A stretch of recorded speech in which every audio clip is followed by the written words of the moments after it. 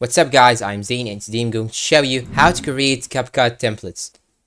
First thing you should do is to simply download CapCut application on your phone, then open it up. So what you should do right now is to go to this icon right here on the bottom right corner, click on it, then you should sign in using an account. Then once you sign in, you can simply go back to this icon right here, templates, tap on it, and here you will find on the top you will find here some banner options or banner icons. Then I want you to search for a banner that says apply for CapCut Creator. So what you should do is to click on this banner. Then after that, it will show you some options. You have to go down till you find apply now. Once you find apply now, tap on it. Then you have to fill in some information and you will have to send them a good video with good edit in order to accept you as a CapCut creator. And once you've done all these steps, you can go back to edit, then click on new project, and you can simply create whatever project you want. And after creating the project, you can simply click on export, then export it. And after exporting the project or the template that you have created, then here you will find a button that says create a template, and you can simply make it as a template for other creators